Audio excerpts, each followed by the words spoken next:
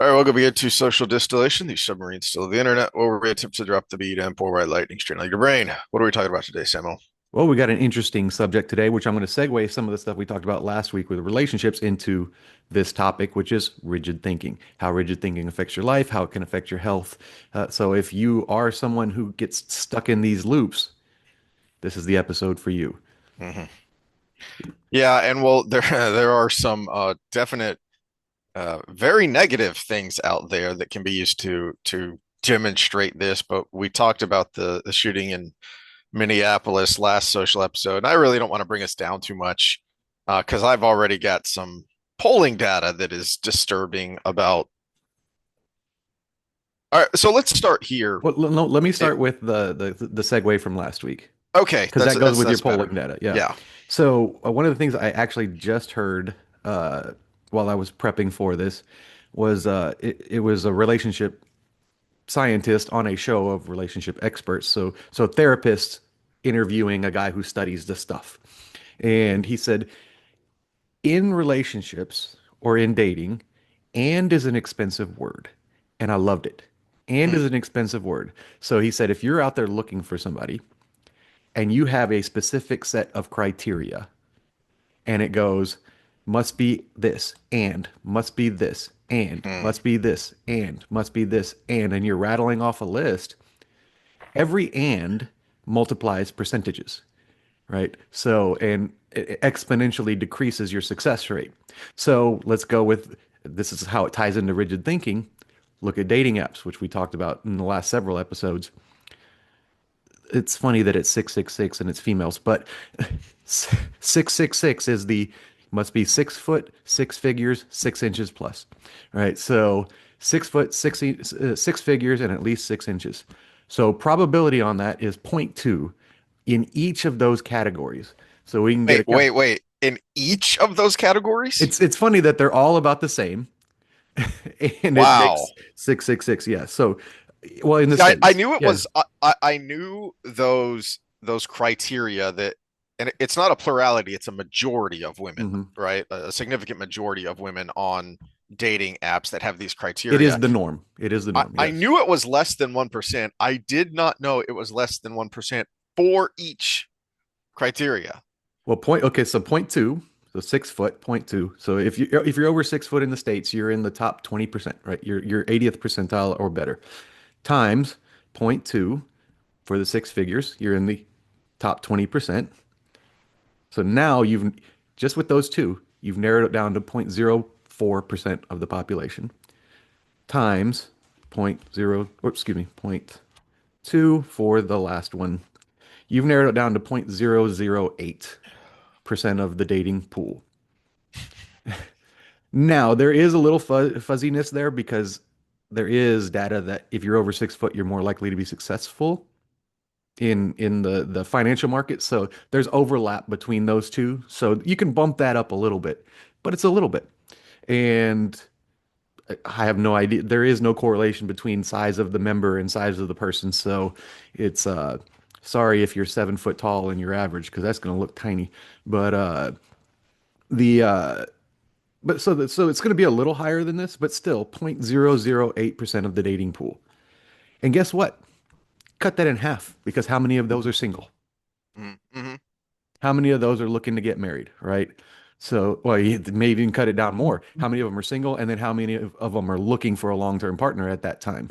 So, and then add into our discussions on psychopathy and dating, how many of them get so many swipe rights that there's no incentive for them to settle down, right? So yeah, the more ands you add, the more the less likely the probability you will meet that person is. And so if you're stuck to that rigid line of thought, which is your little put in the dating app criterias, and it's actually built into the system because nobody will show up that doesn't meet those criteria, you basically have lowered your success in life by an astronomical amount. And everybody wonders why they're so frustrated, right? So if you are married to these criteria, it just it makes it very difficult to go through life. And look at what we've been using the last several weeks as our example on this Korean dating show, Better Late Than Single. All of these people, and my wife did some looking at interviews of producers and the contestants after the fact, and she was reading an interview with one of the girls, and they asked, well, how did they know you were an eternal single? And they said, well, they made me sit down and write out all the dates I'd been on, and if they were blind dates, if they were set up, if they were group dates, or whatever. And then they went and interviewed my friends and family, like it was an FBI background check. Well, I So mean, that's how you do, kind of childhood psychology, yeah, psychotherapy, or psychopathology too, because it you also, put yes, questionnaires to the parents and the teachers and the. see how they match. It also would have helped the coaching and the whatever efforts they went to. Some of them had been going to therapy. Some of them were sent to therapists of Mhm. various sorts to help with these things. But the point is, you're already frustrated enough to put yourself out there on a reality dating show because you cannot get a date. And Mhm. anytime you get a date, you cannot get a second date. And yet, how many of them did we complain about of dude, girl, why are you fixating from the beginning on this one person? And the person who kind of looked like they had the happily ever after was the one who said, "Oh, his thinking wasn't rigid. He went Mhm. in saying, "You're my type. I want you." Oh, wait a But minute. then when conversation happened and he realized something else aligned, Yep. and it turned out to be one of his big things, that it's also his big thing was something you don't know till you've had the conversations, which I is not a Yeah. conversation you lead in with. Although Adam Lane Smith would say this, he says on the first date you should ask about the future. It's like no, no, no. It may have worked for you, but dude, you're the exception to the Mhm. rule. That's called a stage five clinger. Yep. But Yeah, yeah. yeah, but You don't see that a lot. Um, and I liked the way he phrased it because it shows the kind of intellectual honesty and intellectual curiosity that we all should have, which is basically he said, I always assumed you went after the person you were romantically attracted to. But this other person is the person I'm most comfortable with. Is comfortable a bad thing when it comes to dating, or is that a good thing? Is that more important than romantic attraction? And ultimately you decide, yeah, yeah, it is. And that is something you have talked about a lot because there is witchcraft involved here with the chemicals that go on in your brain. And that romantic attraction, I won't say it goes away. We have both been married a long time. You are still romantically attracted to your wife. You still get a thrill around your wife, about your wife when it comes to romance, but it changes. mhm. It's different. Yeah, and it's a weird balance with that because, and this is where you can't be too rigid too, is for passion to be present, there has to be at least a little bit of vulnerability. Yeah. And that's the opposite of comfort, right? But in the dating process, you like get many little steps of comfort as you take each step. But each one is still scary. Yes. Yeah. And the point is you cannot go into it. This is why we're talking about rigid thinking because for me anyway, it is one of those things that is very easy to analyze, to notice post hoc. It's really, really hard in the moment unless you go into it with the understanding I need to be careful here because we're talking about relationships. I've been trying to get a date with this person for a while. You know, I've been single for a while. I've been whatever. And you need to know those chemicals are going to start going off in my head and try and short circuit, you know, the those the that hemispheric harmony that Martha Beck talks about how they both need to be working together. And I'm going to go lizard brain and want to go all in and take a breath. You Hmm. know, uh, it's like what I complain about with social media. Take a second before you hit that post or that send. button and say, do I really need to say this? Is this the best way to say this? Is take a moment, take a breath, and but I only do that now because I recognized all the length of time I wasn't doing that and the problems it created. I'm I'm gonna get us in trouble here because with this polling data I'm gonna bring up is, are women more inclined to rigid thinking than men? Is there any reason based on differences in gender psychology or any evidence to show women are more susceptible to rigid thinking than men? Uh, I have not seen any of that research, but all I know is it is very highly correlated to poor mental health, anxiety, depression. I mean, because it makes sense. Uh-huh. Anxiety would be tied to rigid thinking because if you have a belief pattern and a specific way of seeing the world, you're anxious about it, anything that deviates from that, right? And women are higher in neuroticism. Neuroticism. Yeah. So We've that talked if about there is a those of tie, us that with would more be feminine why. Yeah. minds. Yeah. And Yeah. so if even if you're a male, but you lean more that way in your thinking, it's something that you're going to be susceptible to. And the reason I bring this up is there was this poll going around that made me go, wait, what? And I'm gonna share the right tab here. Yeah. Yeah, an NBC News poll. So I'm gonna share the NBC News website just to show you the foundation of the poll. But then I'm gonna go to Charlie Kirk posted it on his X. But I just want to show that he is getting, this is the data. It's just he put it in, or he got it in a table that was much easier to read at a glance and makes it make more sense than the way they have it in the article here from a couple days ago, September 8th. And this is the NBC News Decision Desk poll, which is their big uh, polling unit in NBC News that focuses on elections and the demographics in elections. And this is specifically focusing on adults ages 18 to 29 to look at the Gen Z gender gap. And it was pretty interesting because the first question overall is Trump approval.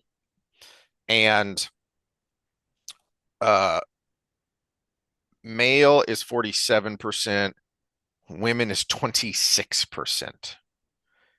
And then they go through some of the various specific issues. And even on the specific issues, that split stays about the same. Hmm. And a big reason for that is when you go farther down the poll, you get this, where they ask the Okay, what so that meme you sent me makes more sense yes. now. Yeah. So I Okay. I sent you a I meme have it queued that up if was whenever you're ready. that had changed these to make them more amusing, which was needed after looking at this We should have because done a side by side with these. yeah. So Yeah. this is they were asked what is important to your personal definition of success. And if you go to the NBC News article on this and go through it, it's harder to read, but they do split up men who voted for Trump, men who voted for Harris, women who voted for Harris, women who voted for Trump. And those differences are interesting, but the more stark differences are men who voted for Trump and women who voted for Harris. The reason this is important and the reason I asked about rigid thinking is because I think that's reflected here, but also the significant difference in the raw number of Gen Z females who voted for Harris. I think it was like two-thirds. Okay. So we're talking significant numbers here. And if we're talking about the dating pool and your potential for finding someone with the same values, oh boy, do we have a problem. Well, And it's especially not since going to get we've better. brought up the data We are good talkers. where men would date somebody who is across the spectrum, across the political spectrum Hmm. from them, but women will not. Yep. So if you're a progressive female, you've already cut it in not even more than half Yep. because progressive males are less than more conservative males. So, And the concerning thing here is that 51% of women who voted for Harris said the what was important as a personal definition of success was having a fulfilling job and career. That was only 30% of men who voted for Trump. which is crazy because that's pretty much uh, uh I wonder if the questionnaire men take that as a as just a given. It's just a given that that's what I need to do. So is that a marker of my success? Yeah, I'm also not sure how many you could answer because Mm. obviously these numbers add up to over 100%. So I'm not Yeah. sure how many, if it was check all that apply or Well, your top three or whatever. this is probably top. Yeah, it's probably rank ordered. Yeah. Yeah. So the real concerning thing isn't just that it's It was probably 51% a Likert fulfilling job scale. career. Yeah, So probably. somewhat agree, mostly agree, It's you probably know. what makes it difficult to read if you actually go to Yeah. the site. But way down on the bottom for women who voted for Harris, 6% for each being married, having children. Oof. Men who voted for Trump, being married is 29%. And I think you're And right yeah. about the fulfilling job and career and the financial independence, which are 30%, 33% respectively. Those go hand in hand with number one for men who voted for Trump, not by a lot, but 34% is having children.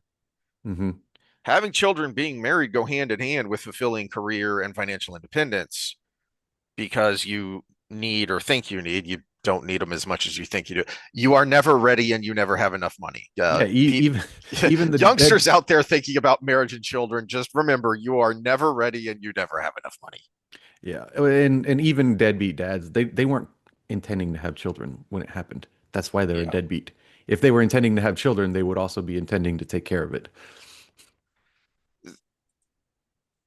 The idea that this is what you must do to be a happy, fulfilled woman is reflected in that poll. And it is also reflected in the thing that gets us in trouble if you say it out loud, which is, yeah, except that isn't for most women most of the time the things that are actually going to make you happy. And that is why you see such significant numbers of women, especially left leaning women, who say, I'm unhappy. Well, you're unhappy because you are rigidly following this plan that someone else made for you. Well, and this And is yeah, we're talking culture versus biology, right?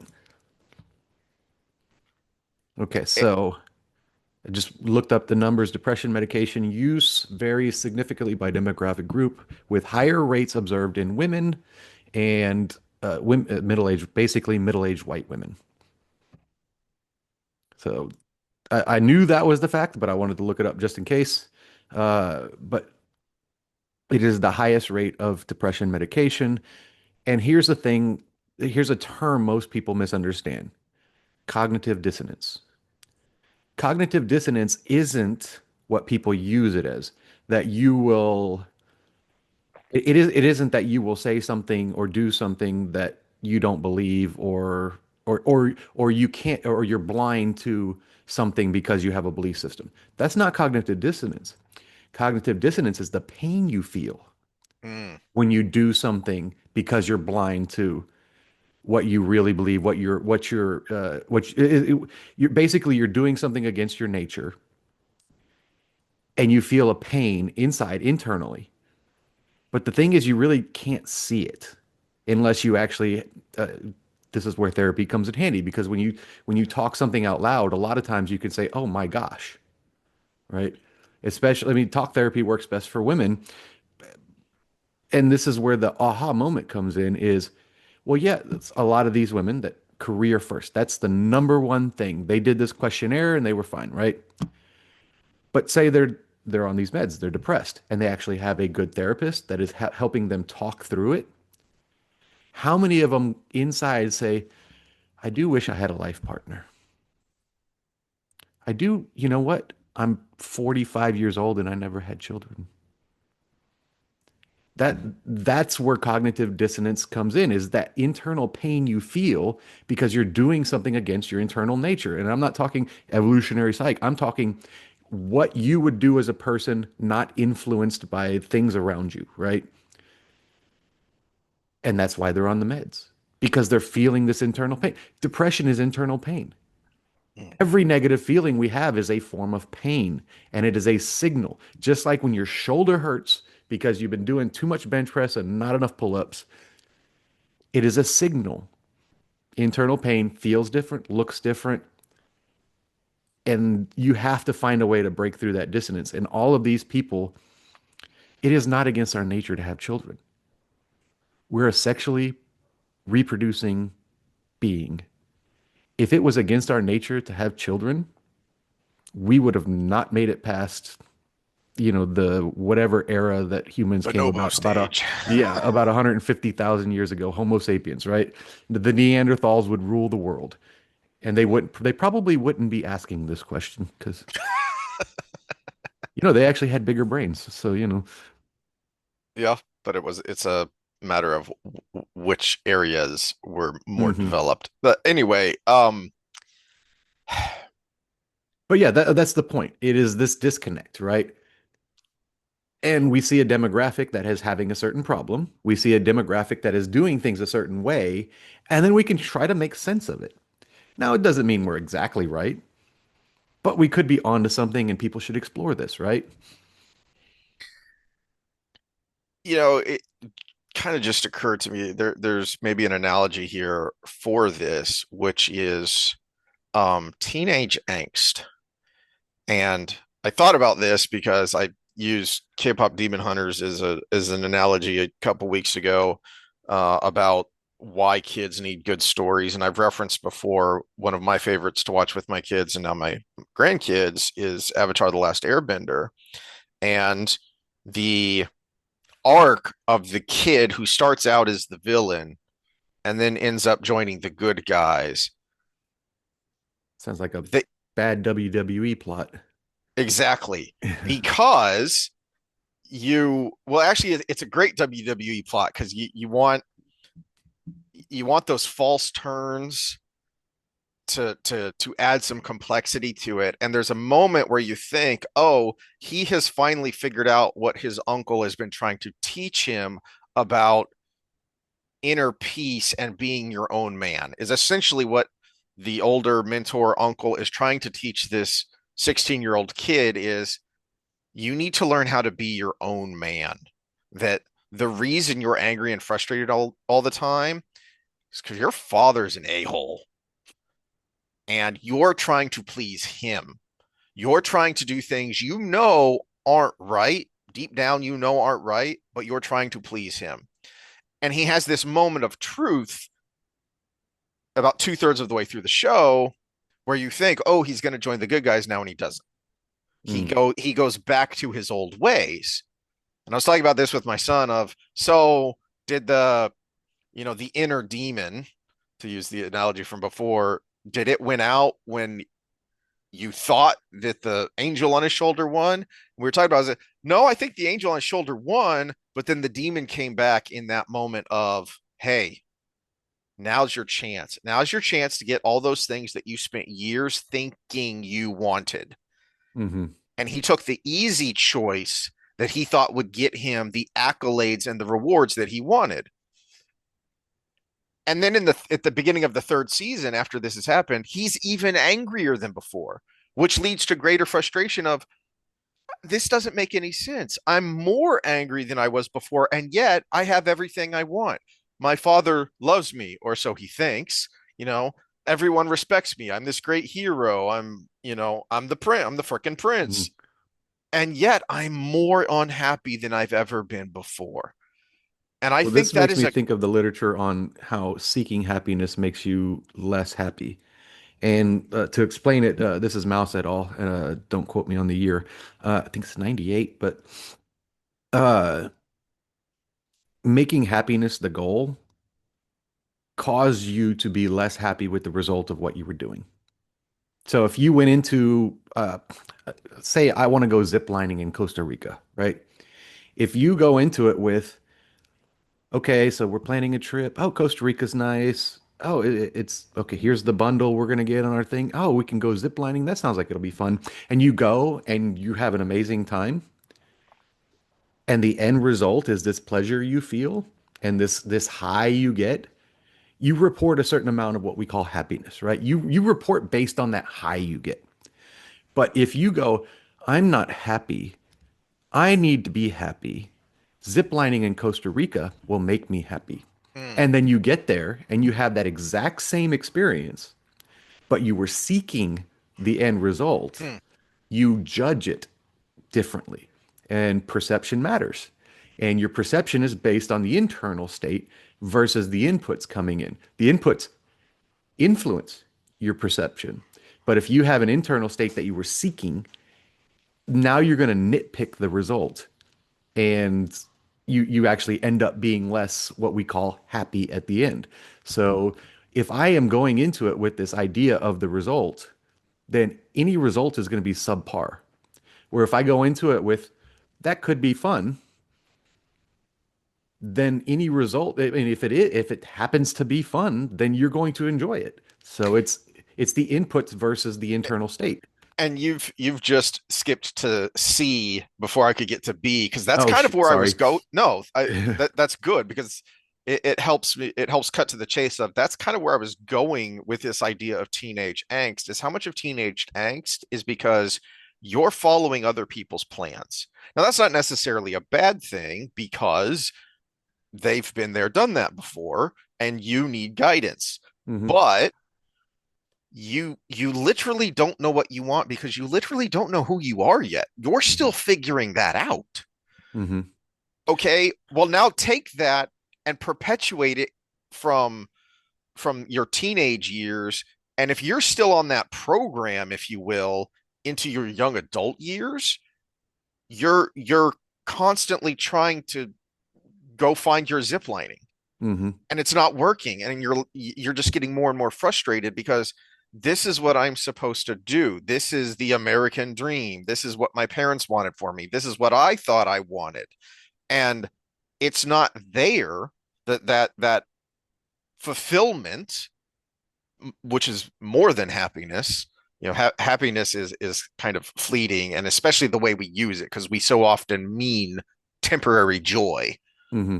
and that's not Well, happiness. hedonic pleasure versus real satisfaction. Yeah. And so if you've never figured out who you are, what you want, and why you want it, and then you get into your young adult years and you're still following other people's plans, not just the specifics of when you're an angsty teenager, you're following your parents' plan or you're following the school's plan. And there is a cultural element there. But as you become an adult, then that cultural element becomes stronger. And that's what we were Hmm. talking about with the rates of female antidepressants and therapy and reported levels of happiness being all out of whack. Well, Well, you're following someone else's plan. and that gets us back to the downfall of rigid thinking, where whatever the source, if it's just your personality, or if it's cultural pressure, or if it's any number of factors that can pull into it, is how far does that thinking take you away from nature? How does Yeah. it how long does it take? How far does it take you away from the internal state that your body is craving?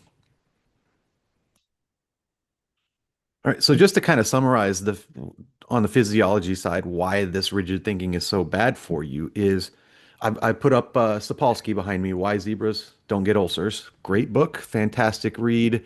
It's what got me into behavioral biology to begin with, and how it emphasized how important it is for what I do with general health with people. So it got Hmm. me on this path. Uh, Stress kills us over time, right? We talk about it, oxidative stress, inflammation, stress, all of these things are happening inside our body and slowly just wearing us down erosion wise. The two of the biggest causes of internal stress are lack of control or a control factor or predictability. Our brain, as we've talked left and right brain before, are predictive models, and that actually is beneficial, but the less predictability you have in life, the more stressed you are. And that is exacerbated if you get into a rigid line of thinking where you need to be able to make the future what you want, and you need to have control over everything around you. It's egocentric instead of uh, whatever the outside external centric or whatever. It's egocentric where I am me and everything around me I have to make compatible to me, and I have to be able to predict the future. Well, we all live in this world, right? And we all know that no matter how well you plan things and how hard you try, shit's gonna happen. Shit will hit the fan every once in a while, and little shits that hit the fan bother rigid thinkers. Little shits that hit the fan with someone who's a little bit more open-minded, open personality, just roll off like water on a duck's back. Uh, so it wears down on you. If little things cause you, it's the princess and the pea situation. If that pea bothers you, you don't get any sleep, right? And the more control and predictability you want, the less sleep you get. I can attest to this because I have, before I started trying to work on my mental health, I would have a thing that would happen that would literally ruin my entire week. Hmm. You know, a bad experience with a previous job was phone work, managing and dealing with customer support for a company, and one bad experience, and there's a hole in my door from where I threw my phone. Yeah. Okay, and it ruined my whole week. It ruined my day, ruined my Well, whole week. and I And bet you it exacerbated situations when you broke your phone by throwing it at the door. So luckily, the phone was in a good case, so the phone was fine. But I was yeah, gonna say, not was it a not happy about Nokia the door. brick? It actually was. That was the business phone. For a long time, Oh, we didn't use smartphones. oh, We then you used the were fine. bricks. Yeah, yeah, you Yeah. were fine. But now here that we're going to kind of segue into how do we combat it, right? Yes. And I'm going to say one thing is actually forcing yourself to be open to new experiences. And I'm going to bring my example going back to school because one of the things I get a lot from people who are frustrated with the education system like we are and how bad the college system is in Oh general boy. is why did you go back? Why are you spending all this money? The degree is, what it is. And I give the standard that you can't get a license in that field without having the degree. But the real thing is I was studying this stuff. Hmm. But John Stuart Mill says it best in On Liberty, the the cure for my bias is other people's bias. So I forced myself to get in an environment where almost everybody thinks differently than I do. And so it is forcing me to either create cogent arguments for what I think or entertain their arguments. The best thing is it's both. It's both. We have lots of discussions. I'm graded on it. I'm graded on these discussions. I am graded on the papers I write.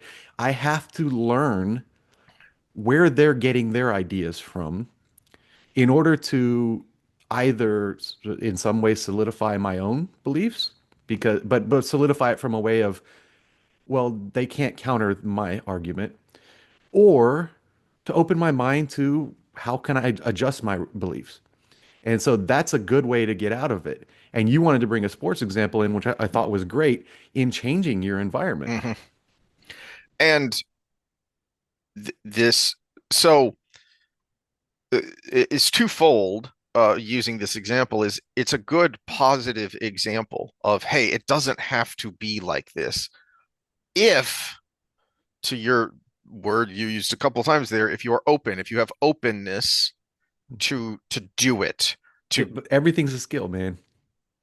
Everything's a and skill. yeah, and this is something that I should have grabbed Martha Beck when I refilled my coffee because I don't remember the technical terms, but you may know what I'm talking about here is early on, either in the introduction or the first chapter, she talks about how not that long ago it was thought psychologically that your brain is fixed by the age of 5. Mm. And we have since learned, actually, no, your brain is pretty malleable.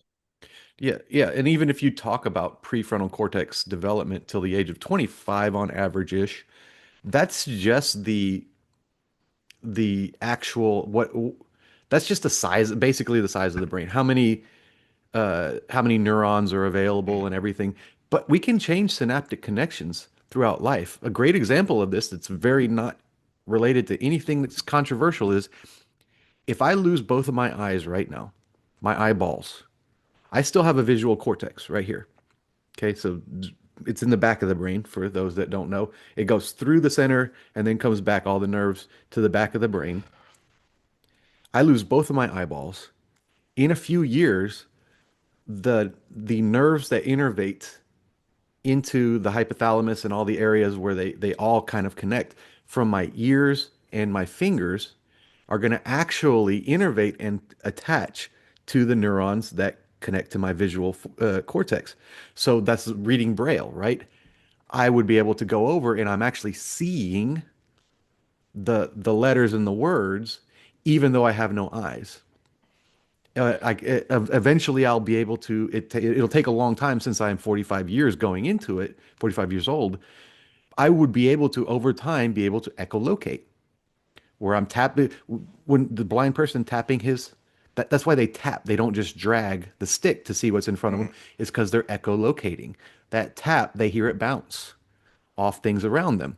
So over time, those nerves will re-innervate to, so your brain is always developing different synaptic connections relative to the environment. So you could your brain is plastic all the way up until you die. It just gets less and less so And, as you get older, but you know.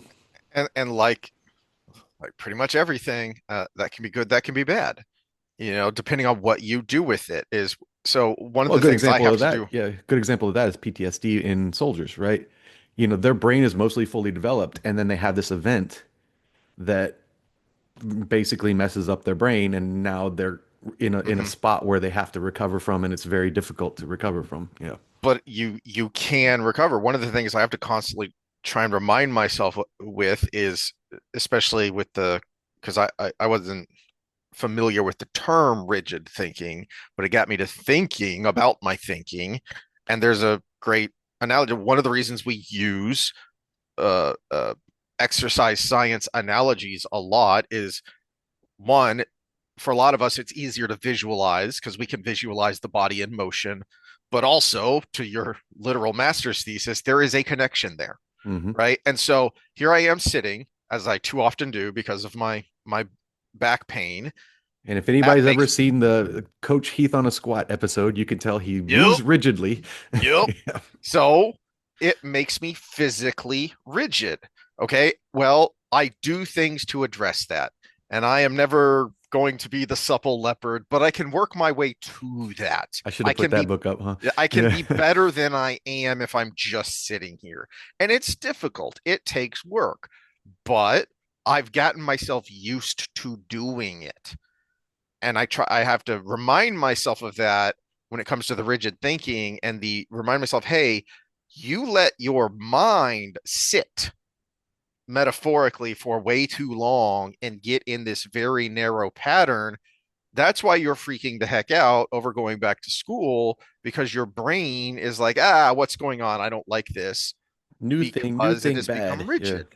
Okay, so And for those that can see us on the screen, I can give you a good example right now. Look at the way Heath is sitting versus the way I'm sitting. I'm in good posture. Mhm. I'm not slouching, but look how relaxed I am compared to the. I'm going to sit like Heath real quick. Hmm. And when we talk about the deep muscles in the neck, the scalenes, I had to recruit those to put myself in that exact same position. So it And it I it, have it is a to, it is a lifestyle, not just and I have to do the opposite and go, oh my God, dang it, I'm shrugging my shoulders down, down, down, down shoulders, down. And I have to push them back down. But it is doable and you can help yourself. Is go getting onto our football analogy here. Anyone who knows American football knows the Green Bay Packers. They stunk in the 50s. And then a guy named Lombardi came along and he did a couple of great things. Lambo. Lambeau, sorry, Lombardi is different thing. Lombardi's the trophy. Hmm. Lambeau is the field. Um, One of the things he did, one of his great sayings is losing No, is a you're right. habit. Lombardi, Vince Lombardi. Lambo is the field. Yeah. Okay, Yeah, yeah. brain, Okay, brain. we're old. Anyway, Some Wisconsin dude. point point is, Wisconsin dude, he came along to a team that stunk, that could have just said, "We're a small town, small market. This is just who we are." You know, they could have said it. The fans could have said it. He came in and said, "No, uh, I have bad news for you. Losing is a habit, and you've gotten in the habit of losing. But there's good news. Winning can also be a habit." And that's what he instilled in them. And he did it by one of my favorite stories about him is the first day of he came in as the head coach and he held up a football and said, "Gentlemen, this is a football." He got that basic. He said, "We are going to go back to basic basics. So he This started is a he football." the you're ingrained by five. He started with the you're a 2-year-old. Mm-hmm. Hmm. So he went way back and rebuilt them. And they bought into it. That he was able to convince them to buy into it. And we saw that this weekend. And I referenced this, I think last year with who was it, Darnold with the Vikings. Hmm. He had been a high like top five pick, and he was a draft bust. Well, then he goes somewhere new, and all of a sudden he's great. You go to the Jets, who have had a few good years here and there, but basically have stunk since Joe Namath left. Back in the late '60s. And Namath wasn't even that great. Yeah, yeah. He's Broadway Joe, so he's known for being known. Hmm. Anyway, so they could have just bought into, well, we stink. I mean, you had Aaron Rodgers, arguably one of the best who ever played the position ever, and he couldn't help your team. Now, granted, the first year he blew his The Achilles in first the game. first game, yeah, the Yeah. first drive, and that takes a while to come back from, but they were very dysfunctional. Well, not only do they bring in a new coach, Aaron Glenn, the former defensive coordinator for the Detroit Lions, and he brought in, I didn't know this, which is why I'm glad I listened to my gut of, I think the Lions lost too many people to really keep going this year because he brought in the passing game coordinator who would have been elevated to offensive coordinator, except he went to the Jets with Glenn. And they brought in Justin Fields, another quote unquote bust. Bust. Yeah. Yeah, he was a draft bust. Well, he was with the Bears, another toxic, dysfunctional organization. And he could have said, "No, this is who I am." Now, luckily for him, he had an interim year there where he went to the Steelers, the team they were playing. Hmm. And he got coached up by Tomlin, who said, "No, you can play and you're gonna play. And we're going to put pieces around you and we're going to help you and you are going to succeed." And he bought into it and he succeeded. And he is and not only in that little bit, because he wasn't even the starting quarterback last year, it was Russell Russell Wilson. Wilson. Yeah. And he got to start a few games because Wilson was injured. He's I think Fields started like 6 games and then Wilson took over when he came back. And so he could have been, well, there goes my shot. Hmm. He didn't get down. He didn't get rigid in his thinking, and well, man, I'm screwed again. I got screwed at the beginning because I got drafted by the Bears, and as we saw Monday night, they are incredibly dysfunctional still.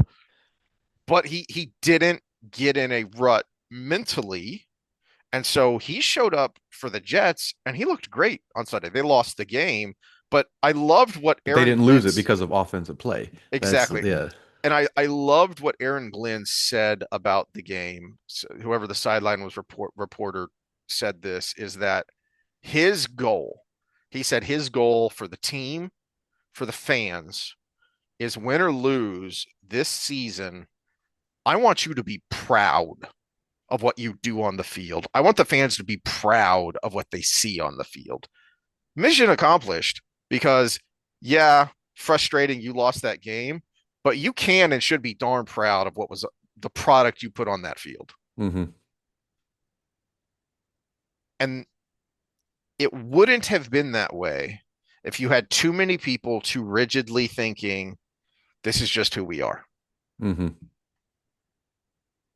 You know, and another great example of Well, that. that's why you see a lot of these big coaching changes Mm, because it's now some teams do it too quickly, but yeah, if you've had, oh, I'll speak for Houston. I'll speak for Houston. If you've got 8 years of the Bill O'Brien era and everything is, it, yeah, we had some playoff years but it was mediocre at best. The players hated him. He somehow became general manager and he sucked at that part of it. And it was one thing after the other, creating kind of a mediocrity. I wouldn't say it was a loser mentality, but it was a mediocrity mentality. Yeah, a lot of people would be like, well, at least we don't suck, right? But at the same time, they fire him. We have a two crappy years in a row under interim coaches. And then they bring in Miko and he brings like youthful energy. He used to play for us. He was a great defensive coordinator for San Francisco. So everything's on a high. And now we're talking, hey, we did lose this week, this defensive battle with the Rams, who are a Super Bowl contender. yep. And we're talking Super Bowl contention. We're no longer satisfied with making it to the playoffs anymore. If we don't at least make it to the AFC Championship this year, people are going to be pissed. I think another key to this analogy is you had sent me something that was really cool, which was a clip of Andy Reid Mm, talking about how Bill Parcells, famous coach for the New York Giants, had Bill Parcells had reached out to Andy Reid of, hey, you need anything, you need any help, you let me know. And first, as is the case, the first season, first week's not going well, and Andy Reid didn't reach out to Parcells, so Parcells reached out to him, called him, and said, "Hey, let's talk. What's going on?" And that is a major component. I talked about. I got a little personal, a little emotional last time talking about how I wanted to bail on school, and I could have rationalized it of, I'll try again next semester. When there are less things going on and pulling me in different directions. And I didn't in large part because we sit here and talk about being comfortable, being uncomfortable. And I know even though there's only a few of you out there who listen and care, you do listen, you do care, you do comment. And I was like, no, I can't disappoint those people. You need that support network. Man is a social animal, going all the way back to Aristotle in 300 BC or whatever it was that he said that. Man is a social animal. These turnarounds, these being pulled out of this rigid thinking and this rut that you were in, this would not have worked if there wasn't support. If mhm. if Glenn didn't have, I forget his name, the guy who's his offensive coordinator now, if Fields hadn't had Tomlin help coach him up and put some confidence back in him and then put in the work himself in the offseason to be ready to play for the Jets. Andy Reid, getting his shot as the head coach wouldn't have made it if Parcells hadn't been there to reach out and say, "Come on, I got an ear for you, and I've been there, I've done that. Talk to me. What's going on? What's in your head?" Well, and this brings us to health, back to health, right? So the Harvard study, the longest longitudinal study on human health and the correlates that go with it, what was the top correlation for longevity and lifespan and health span? Social connection or something to that effect, Yes, how wasn't many it? friends you had. Okay. How many friends you had. Now, if you break that down, there's a lot of factors that go into having lots of friends. Like if you're actually a healthier, mentally healthier person, you're probably going to have more friends because there's more attractive about you as well, right? So if you're uh yeah, we'll just stick with mentally healthy. If you're a mentally healthy person, you're probably going to be better at making friends and you're just going to be a more attractive person for people to come in. But when we get to rigid thinking, which is what we're talking about right here, is how many friends can you handle if you are Hmm, obsessed with control and predictability? that's a good point. Because those are other people with their own minds, their own thoughts. Are you going to collect a group of 50 people that think and act exactly the same way? It's never going to happen. You're going to drive yourself crazy trying, right? And you're going to drive people away in the process. So rigid thinking, in and of itself is going to make it harder for social interaction. Now, you may be good at one or two things that require it. You may be the best planner in the room. So an engineer, right? That's going to be a good time to be rigid because you're working with things. But if you're looking to be social, you got to open up, man.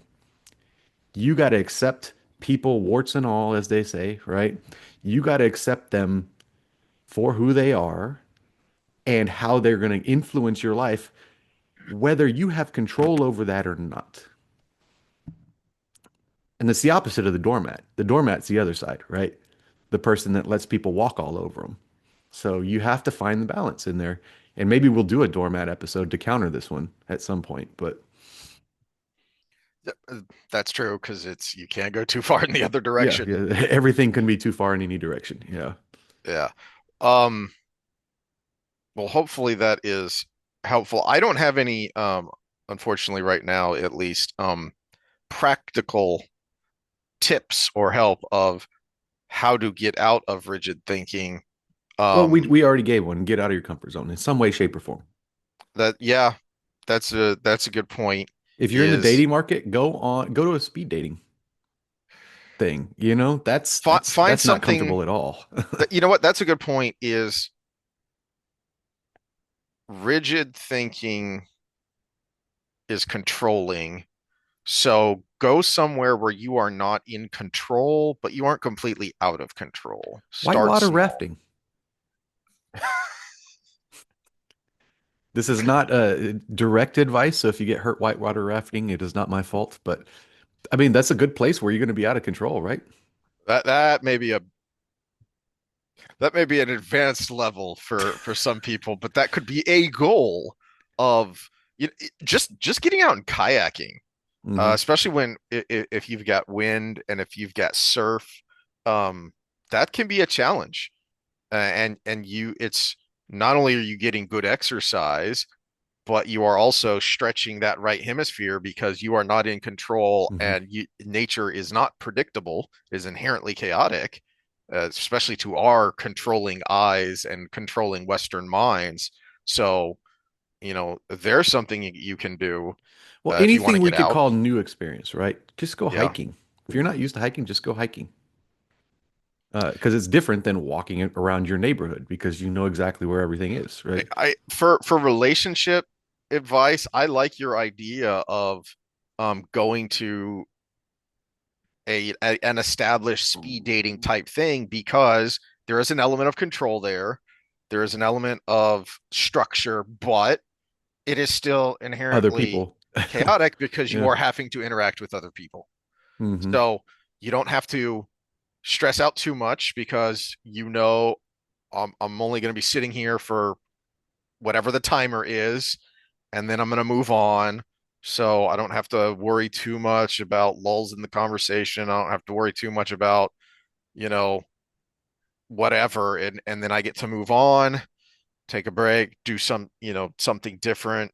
So there's structure, but enough chaos to help you stretch that brain.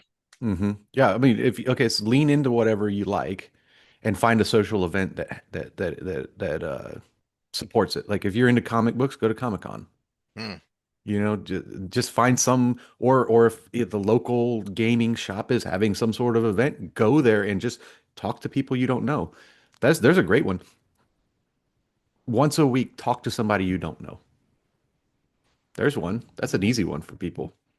Easy and difficult at the same time. Yeah.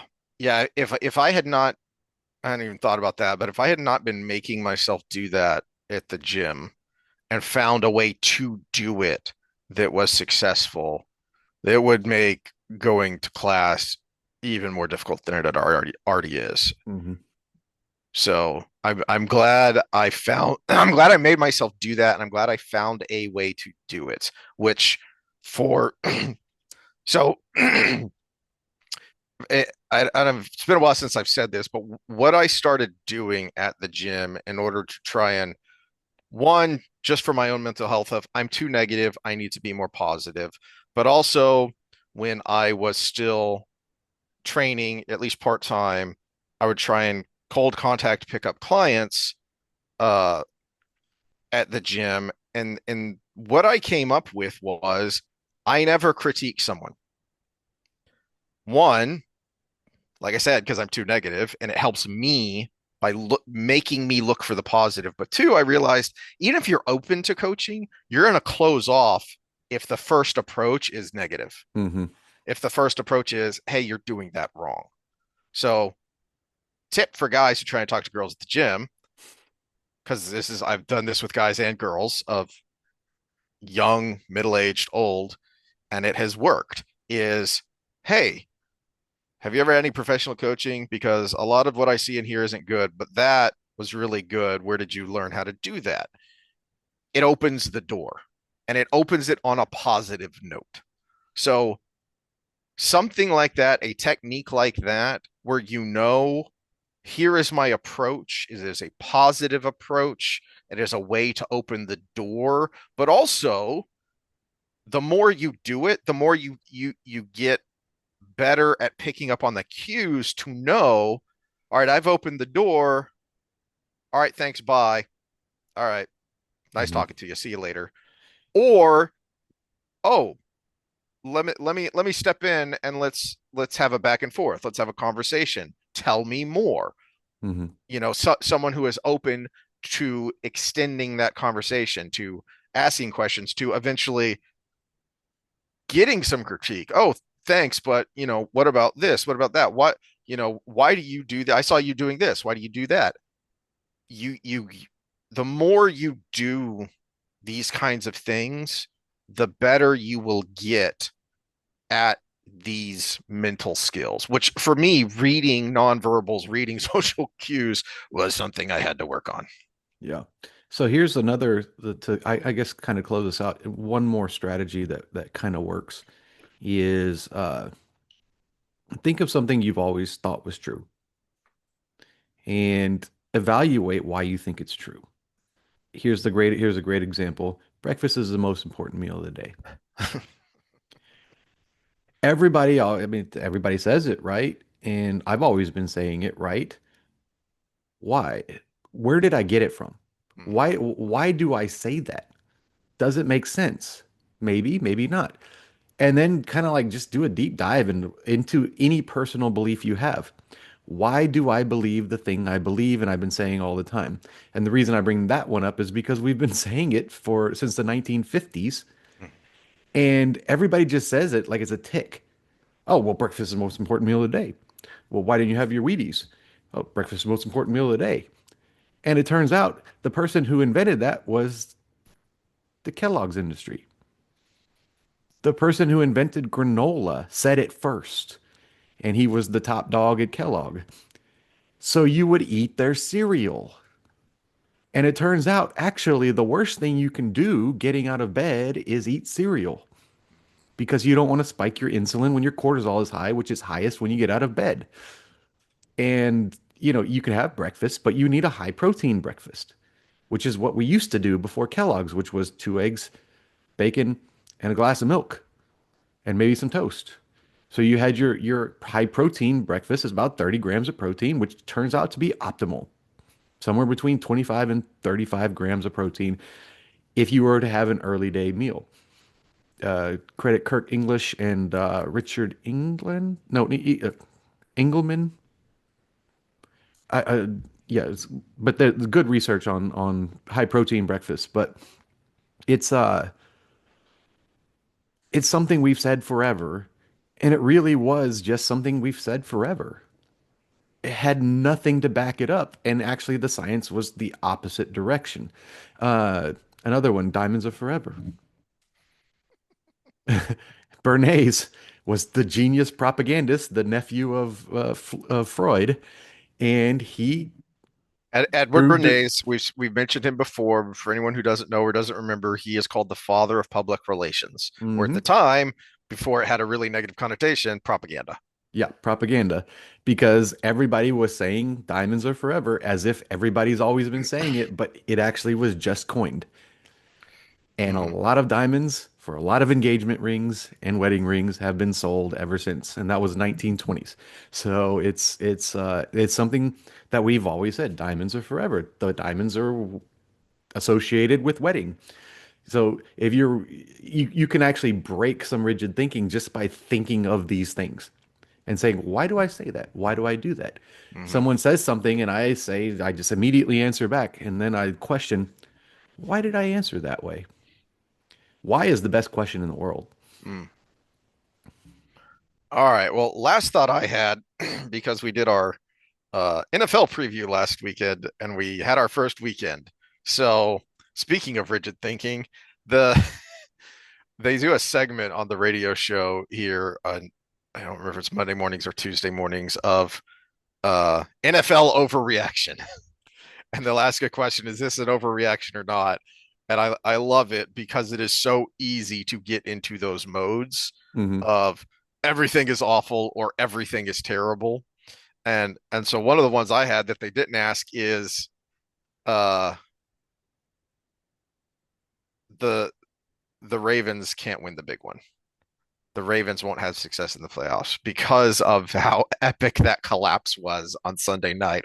I turned the game off thinking, well, because at around the 9 minute mark, 9 minutes left in the fourth quarter, the Ravens had gone up 15 and they had just stopped the Bills. And I was like, well, that's it. They're the way the Ravens play, they're going to burn the clock. They just need a few first downs to eat up a lot of clock, maybe kick a field goal and really start to put things out of reach. I got studying to do and an assignment to turn in. And then you start texting me 20, 30 minutes later of like, holy crap, did you leave the TV on? I'm like, what are you talking about? The game's over. Nope. So No, I said you said no, I didn't, and I said the Bills won. yeah. And, Yeah. and I was like, I how? And it's for 4 or 5 minutes of game time, nothing happened because I saw the stats afterwards, and it was one of the first times that a two score comeback had happened with less than 4 minutes to go. And how It much was of that three was score because they missed the 2 point conversion on one of them. So how much of that was the Ravens falling apart?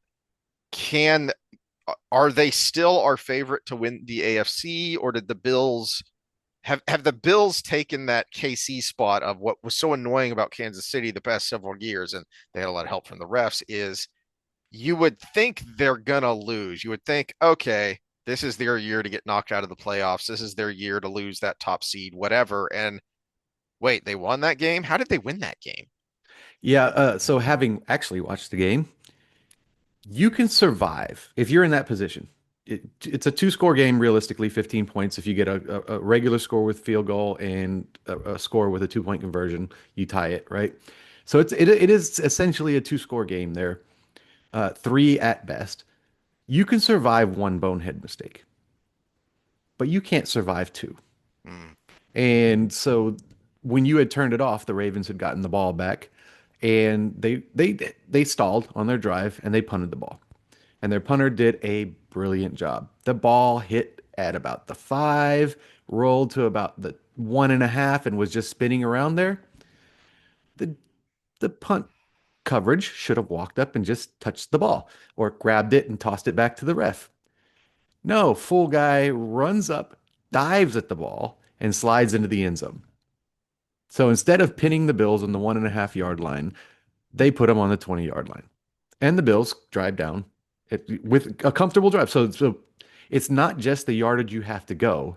It's how tight it is in the end zone and how little room for error you get. Because if you have a holding call in the end zone, that's a touch. That's a safety. If you Mhm. have anything happen in there that's illegal, it's a safety. And the quarterback has no room to move around because there's an end zone behind him. So it's way in the defense's advantage to have it that close to the end zone. And so you give him a nice cushion to the 20-yard line. So Allen, who is known for being mobile, has room to run around, which he does to find the open receivers, gets down the field, scores. Then they kick the field goal, so now it's an 8-point game. And Baltimore gets the ball back. They need 2 first downs to run out the clock. And they give it to Derrick Henry, which is the smart thing to do. No, Seattle, don't give it to Marshawn Lynch moments there, right? Mhm. They give it to Derrick Henry, which is a smart thing to do. It is a very predictable play, so the defense was in position, but it's okay. You're trying to run out the clock. Derrick Henry does what Derrick Henry doesn't do, and he fumbles the ball. And so the Bills get the ball back with like 20 yards to the end zone, score 1 or 2 plays later, and they miss the 2-point conversion. So they're still down two. Kickoff. All Baltimore has to do is get a first down. And 3 plays later, they didn't. So they punt the ball off, and all they have to do is hold them for 45 seconds, except the Bills have all of their timeouts. And so Bills drive down, and I, no telling what happens with Baltimore's defense, but there's wide open receivers all the way down. They had 2 gains of like 20 plus yards on the way, and now they're in field goal range. Baltimore has all of its timeouts, though. But Buffalo kneels it, makes them use their timeouts, kicks the game-winning field goal. So that's the sequence of events. 2 boneheaded plays, though. The sliding for the ball that went into the end zone and the fumble. You can't survive two.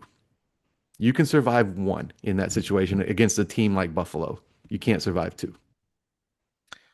One of the That's the things difference that between game, championship and and yeah. and just a good team. But one of the things that made me go, about that game for both teams, and this is, I've ranted before about how I'm getting bored with the NFL, and it is not as exciting for me as it used to be. And a big part of that is the old saying, defense wins championships. I don't know how true that is anymore because you just don't see a lot of good defense anymore, and you see a lot of scoring. That was a 40 to 41 point game against two teams that are supposed to be good defensive teams. Yeah, they're both also very good offensive teams, but that's a lot of points. 81 points is a lot of points.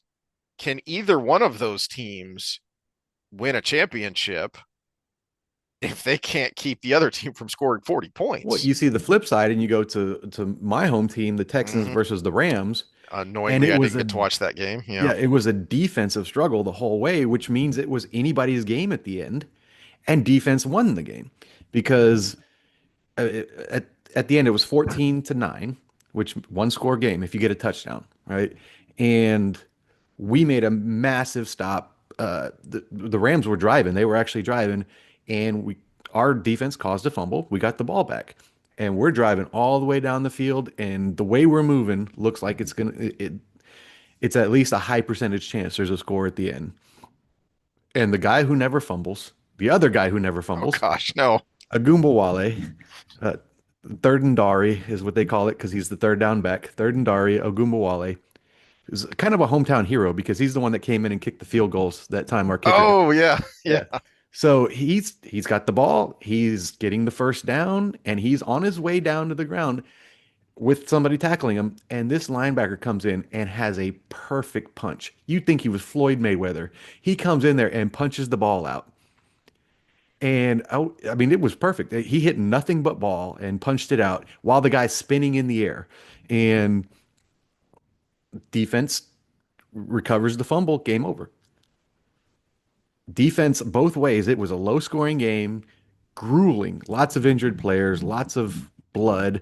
Players actually, it reminded me of the old days because the Rams receiver, Puka Nakua, he gets his eye cut over here and it's bleeding all down his face and they just patch it up and he goes right back out there with this patch on his eye, so it was actually like one of those games you love as a football fan from the old days. I Yeah. don't know why the North Texas is not in the market for the Texans, but I rarely ever get the Texans game unless they're playing in prime time or they're like the only game on. But the I, flip side to your I, question of do they have the defense to win the championship? Do either of these teams have the offense to win the championship? yeah, It's hard to tell now because you had a game you just brought up with two of the best offenses against supposedly two of the best defenses. You just had a game with two of the best defenses with supposedly two good offenses, and neither team could really score. yeah. Yeah. Well, does does the defensive play from the Texans on Sunday, does it give you, because the AFC is pretty stacked, because we didn't even get to the game on Friday, which was weird that there's a Friday game. The Chargers looked really good Hmm. in that Sao Paulo game, and Denver still looks good and still looks like they could win that division. So the AFC is pretty stacked, but the AFC South is pretty stinky still. So the Texans should be I able know to win their Indianapolis beat division. the crap out of Miami, but Yeah, that was kind of funny. and I Tennessee was played texting hard about that. against my sleeper pick in Denver. So, Yeah. Um, Even with their tough schedule, the Texans should still be the favorite to win their division, which means mhm. they're in the playoffs, which means they've got a shot if that defense can hold up against the Steelers, the Ravens, the Bills, the Chargers, the Broncos. The Chiefs could still sneak in since there's extra wild card teams now. So does that give you more confidence in what was kind of your dark horse pick? Not so much a sleeper, but a, if we get into the playoffs and we're healthy, we could cause trouble. Does it give you more confidence about doing something in the playoffs? No, because the defense did what I expected it to do, and I was hoping for more offense. That's why. I mean, we're right at what I expected. It Mm, just came out on the losing end this time, but that was almost a 50-50 shot in that game. And I think if they played twice, if they played four times, you would have a 2-2 record between those two teams. So, and we get another test next week with Tampa Bay, who's one of the top defenses in the league. So, yeah. we'll see. Well, We'll see what the offense can do. up until the last 4 minutes of the Sunday game that I didn't watch, I was saying that the first week kind of Is exactly what we said. Yeah. validated all of our prognostications, because Baltimore was rolling. They were looking like, all right, they are putting their stamp on, we are now the best team in the AFC. Um, Old man Rodgers looked good. That Tomlin had that team going, looking good. The Chargers pretty handily. I mean, it wasn't a blowout, but they were in control of that game. And I would say they pretty handily beat the Chiefs, and the Chiefs were having a lot of problems. So I think their window had closed. The Packers just dominated Detroit. They really look like Detroit's window is closed, and the Packers are probably going to win that. The same thing with Minnesota not looking so great. And Washington, Uh, Washington pulled through for us. So yeah, yeah, our all our predictions were right, except the only thing that I would say that was off with our pre-season analysis is neither of us mentioned Buffalo at all. We I completely thought, forgot about Buffalo. no, I didn't forget, but I just didn't think they would be able to take that next step. I thought Baltimore was going to Hmm. step up and they were going to be the AFC favorites. But I think I Well, said but that I it's thought it's it would it's be it's Buffalo averages too, though. Baltimore AFC championship. It's averages too, though. If the Chargers stepped up, if the Texans stepped up a little bit, if Well, yeah, Denver yeah. stepped up a little bit, that means the other teams kind of came down. And if Buffalo stayed the same, they didn't have to step up. So if everything equals out with how many players you have, salary caps, all of these, who's good, who's not, if everything is going to equalize, then we could have had just a changing of the guard when it comes to the top team coming down a little bit, and then all the team had to do was stay the same. Hmm. Yeah. Well, we'll see what the next weekend shows, and how many of these trends continue, and how many of these, are there regressions to the mean, or what happens. Hmm. And we'll ramble about it. Ramble about it then. All right, that's all I had for today. All right, we I have no idea what we're talking about when we Wheel of Time overthink Wheel of wise, Time. yeah. Well, we Uh, talked about what did we talk about? Villains because of mhm. our social episode about the shooters and stuff. So maybe we might go into that. I think Taim's a good person to start with. There's definitely some rigid thinking there as well Yeah, true. of of what makes not just what makes them villainous, but also what helps them succeed is other people thinking rigidly. The Aes Sedai and the White Tower are a great example of that. But they're Of also an example of how it is your ultimate downfall at the end. that is true as well. All right, well, we will see y'all then. All right, later.